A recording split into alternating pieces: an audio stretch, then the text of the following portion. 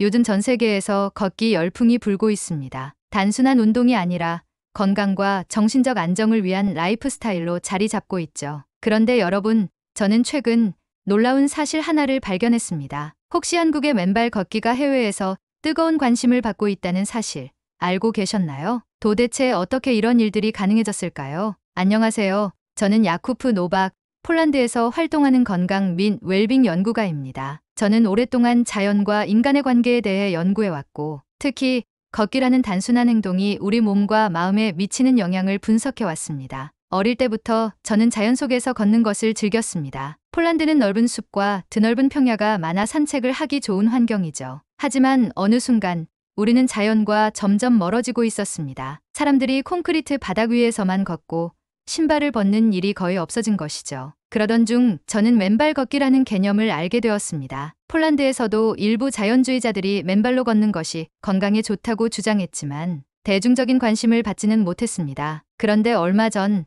한 가지 흥미로운 사실을 발견했습니다. 바로 한국의 맨발 걷기 문화가 유럽, 미국, 일본 등지에서 큰 주목을 받고 있다는 것입니다. 저는 처음 이 소식을 듣고 깜짝 놀랐습니다. 한국 하면 떠오르는 것은 K-팝, K-드라마, 그리고 첨단 기술이었는데 이제는 걷기 문화까지 전 세계적인 영향력을 미치고 있다니. 지난 2월 국제 맨발 걷기 협회와 한국이 전략적 업무 협약을 체결했다는 소식을 들었습니다. 이 협약을 통해 해외 관광객들에게 한국에서의 맨발 걷기 체험 프로그램을 제공하고 케어싱 축제를 글로벌 행사로 발전시키려 한다는 것이었죠. 저는 이 소식을 듣고 한국의 맨발 걷기 문화에 대해 깊이 조사하기 시작했습니다. 그리고 알게 된 것은 놀라웠습니다. 한국에서는 이미 수년 전부터 공원, 산책로, 심지어 도심 한복판에서도 맨발 걷기 공간이 조성되고 있었습니다. 예를 들면 서울의 한강공원이나 남산, 그리고 제주도의 올레길 같은 곳에서 맨발 걷기를 쉽게 접할 수 있었습니다. 특히 폴란드, 독일, 프랑스 등 유럽에서는 한국의 맨발 걷기가 자연과 연결되는 건강 활동으로 소개되며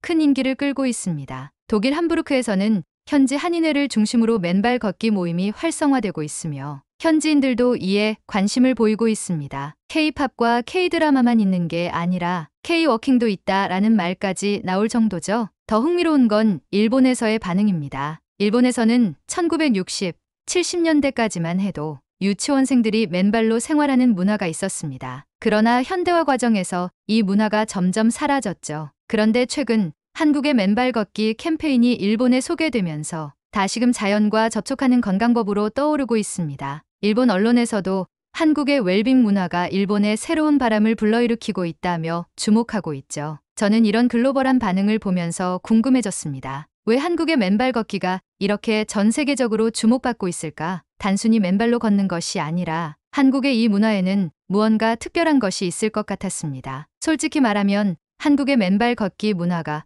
그렇게 특별할까 하는 의구심이 있었습니다. 물론 연구 자료를 통해 차별점이 있다는 것은 알고 있었지만 몸소 경험하지 않고는 확신할 수 없었죠. 그래서 저는 직접 한국으로 향했습니다. 맨발 걷기 운동은 유럽과 미국에서도 존재합니다. 독일에는 바프스파르크라는 맨발 전용 산책로가 여러 곳에 조성되어 있고 미국에서도 일부 자연주의자들이 맨발로 하이킹하는 문화를 즐깁니다. 그런데 제가 직접 맨발 걷기를 실천하면서 느낀 것은 한국의 맨발 걷기는 기존의 서구 방식과는 전혀 다르다는 점이었습니다. 단순히 신발을 벗고 자연 속을 걷는 것이 아니라 한국만의 철학과 과학적인 접근이 결합된 웰빙 문화였던 것입니다. 한국에서는 맨발 걷기가 단순한 건강법이 아니라 자연과의 조화를 중요하게 여깁니다. 한국의 전통 사상 중 하나인 풍수지리에서는 땅의 기운이 사람의 건강에 영향을 미친다고 믿습니다. 실제로 한국의 맨발 걷기 명소를 보면 강력한 자연 에너지를 받을 수 있는 장소에 조성된 경우가 많습니다. 제가 직접 방문한 제주도의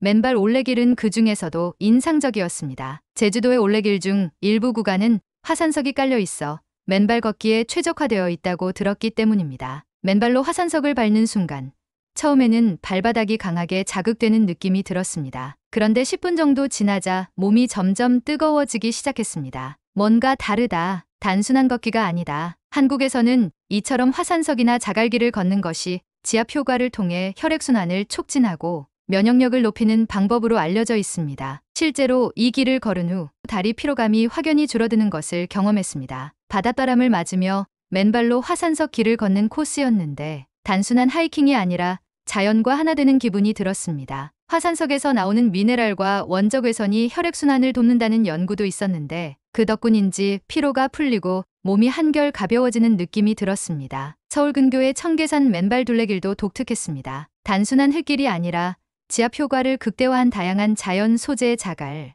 나무 껍질, 흙 등으로 길이 조성되어 있었죠. 저는 처음에 이 길을 걷다가 발바닥이 따끔거려 당황했지만 20분쯤 지나자 온몸에 혈액이 돌면서 개운한 느낌이 들었습니다. 반면 유럽의 바푸스파르크는 주로 어린이 체험 공간으로 활용되며 단순한 감각놀이에 초점을 맞춥니다. 한국의 맨발 걷기가 체계적인 건강 증진과 자연과의 교감을 동시에 강조한다는 점에서 큰 차이가 있었습니다. 또 하나 놀라웠던 점은 한국에서는 맨발 걷기를 단순한 취미가 아니라 과학적으로 분석하고 체계적으로 발전시킨다는 것이었습니다. 제가 방문한 서울 남산의 맨발 공원에서는 다양한 맨발 걷기 코스가 있었습니다. 부드러운 흙길부터 작은 돌이 깔린 지압길, 잔디길, 심지어는 물길까지 각각이 신체에 주는 자극이 다르고 이를 혈액순환과 근육 건강에 맞춰 조성했다는 점이 인상적이었습니다. 한국의 맨발 걷기 전문가들은 발바닥의 특정 지점이 인체의 장기와 연결되어 있다는 원리를 기반으로 발 건강을 개선하는 걷기 방식을 연구합니다. 한방의학과 접목하여 맨발 걷기가 신경계를 안정시키고 스트레스를 해소하는 효과까지 있다고 설명하더군요. 특히 맨발 걷기를 마치고 발을 씻고 난 뒤에는 몸이 가벼워지고 피로가 사라지는 기분이 들었습니다. 한국에서는 신발이 발의 자연스러운 움직임을 제한하고 혈액순환을 방해한다는 점을 강조하며 맨발 걷기를 꾸준히 실천하면 허리 통증, 다리 저림, 발 건강 개선 등에 도움이 된다고 말합니다. 특히 한국에서는 맨발 걷기 후의 회복 과정까지 체계적으로 관리하는 시스템이 있었습니다. 예를 들어 남양주 맨발 걷기 공원에서는 맨발 족욕 시설과 발 마사지 공간이 함께 운영되고 있었습니다. 단순히 걷는 것에서 끝나는 것이 아니라 걷기 후 피로를 푸는 과정까지 포함된 것이죠. 이런 점에서 한국의 맨발 걷기는 서구의 자연 속 자유로운 맨발 걷기와는 차별화됩니다. 유럽과 미국에서는 자연을 즐기는 감각 경험이 강조되는 반면 한국에서는 자연과 과학을 결합한 체계적인 건강법으로 발전하고 있었습니다. 유럽이나 미국에서는 맨발 걷기가 특정 그룹이나 자연주의자들 사이에서만 이루어지는 경우가 많습니다. 반면 한국에서는 국민건강 프로젝트 수준으로 확장되고 있었습니다. 저는 맨발 걷기에 관심을 가진 후 한국의 맨발 걷기 커뮤니티에도 참여해 보았습니다. 특히 서울, 부산, 대구 등 대도시에서도 정기적인 맨발 걷기 모임이 활발히 운영되고 있었습니다. 참가자들은 나이와 성별을 가리지 않았고 직장인부터 학생, 심지어 아이들과 함께 온 가족들까지 다양했습니다. 더 놀라운 점은 기업과 정부도 이 문화를 적극 장려하고 있다는 것이었습니다. 예를 들어 유명한 IT 기업에서는 직원들의 스트레스 해소를 위해 회사 내 맨발 걷기 공간을 만들었고 일부 병원에서는 환자들의 재활치료에 맨발 걷기를 활용하고 있었습니다. 심지어 K-어싱 축제라는 이름으로 국제 맨발 걷기 축제도 개최되고 있었습니다. 이 행사는 단순한 맨발 걷기 대회가 아니라 음악 공연, 건강 세미나,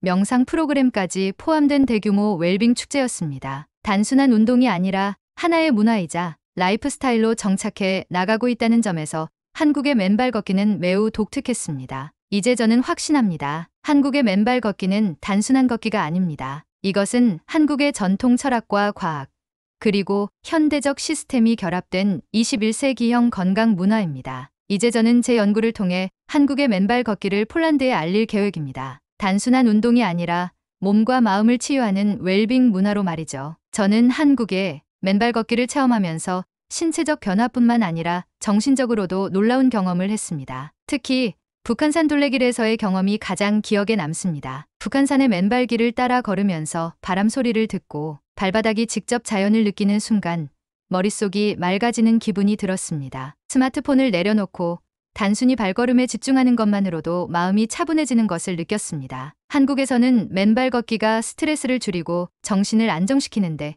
효과적이라고 합니다. 이는 과학적으로도 입증된 사실입니다. 연구에 따르면 맨발 걷기를 하면 스트레스 호르몬인 코르티솔 수치가 낮아지고 뇌에서 안정감을 주는 세로토닌 분비가 증가한다고 합니다. 한국에서 맨발 걷기에 대해 배우면서 접지라는 개념을 알게 되었습니다. 접지란 맨발로 땅과 접촉하는 것이 우리 몸의 전기적 균형을 맞추고 전자기파를 방출하는 효과가 있다는 이론입니다. 현대인들은 스마트폰, 컴퓨터, 전자기기와 항상 함께하기 때문에 몸에 불필요한 전자기 에너지가 쌓일 수 있습니다. 그런데 맨발로 자연을 밟으면 이러한 불필요한 전자기를 방출하고 신체의 균형을 맞출 수 있다는 것입니다. 제가 이 이론을 의심했던 순간이 있었습니다. 하지만 맨발 걷기를 꾸준히 하면서 머리가 맑아지고 피로가 줄어드는 느낌을 받으면서 단순한 기분 탓이 아닐 수도 있겠다는 생각이 들었습니다. 실제로 맨발 걷기를 실천한 사람들 중에는 불면증이 줄어들고 피로가 개선되었다는 후기를 남기는 경우가 많다고 합니다. 한국에서 맨발 걷기를 경험하기 전에는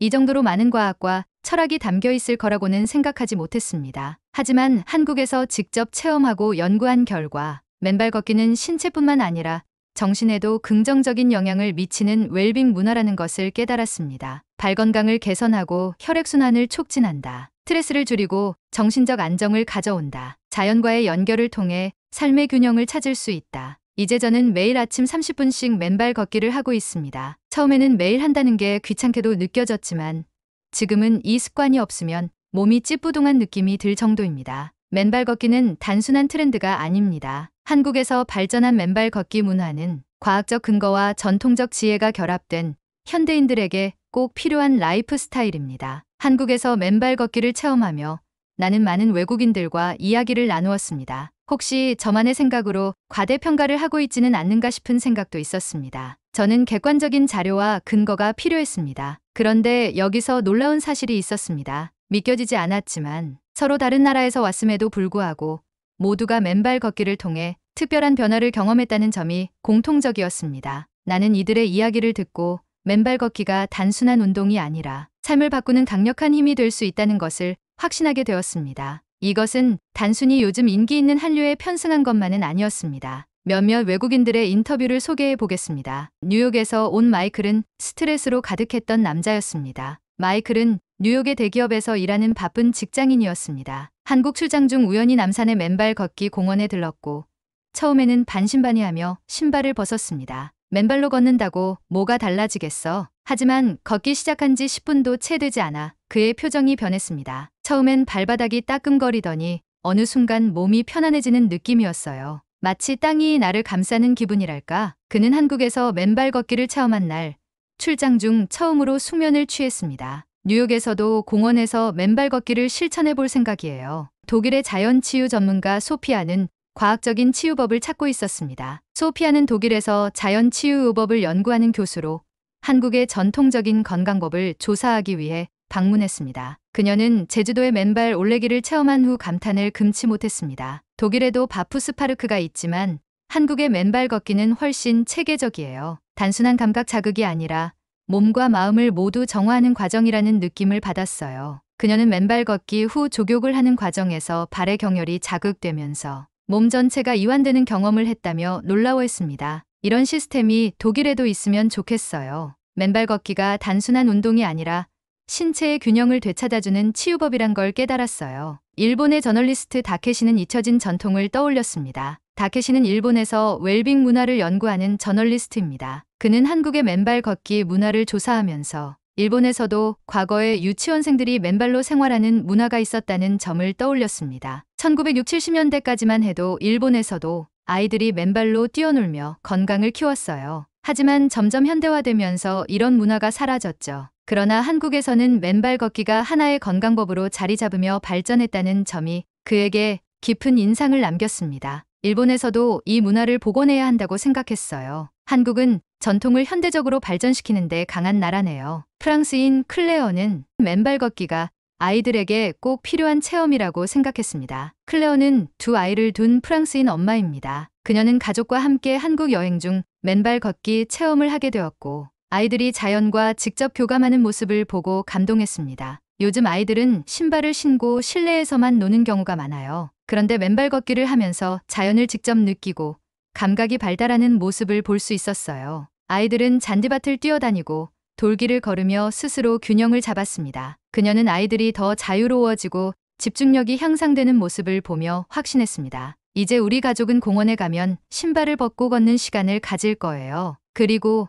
나의 이야기입니다. 이들의 이야기를 들으며 나는 나 자신에게도 변화가 생겼다는 것을 깨달았습니다. 처음 한국에 왔을 때 나는 단순히 연구를 위해 맨발 걷기를 체험하려 했습니다. 하지만 제주도의 화산석 길을 맨발로 걸으며 나는 이 활동이 몸뿐만 아니라 마음까지 정화해준다는 것을 실감했습니다. 맨발 걷기는 단순한 운동이 아니라 자연과의 연결이었어요. 나는 한국의 맨발 걷기가 왜 전 세계적으로 주목받고 있는지 알게 되었습니다. 바쁜 직장인에게는 최고의 스트레스 해소법, 자연을 사랑하는 이들에게는 진정한 힐링의 시간, 아이들의 감각 발달과 정서 안정에도 긍정적인 영향. 이제 나는 한국에서 배운 맨발 걷기 문화를 폴란드에도 전파할 계획입니다. 더 많은 사람들이 이 놀라운 건강법을 경험할 수 있도록. 지금까지 K 감동이었습니다. 소중한 시간, 영상 끝까지 시청해 주셔서 감사합니다. 구독과 좋아요는 무료지만 저에게는 큰 힘이 됩니다. 다음에는 더 좋은 영상으로 찾아뵙겠습니다.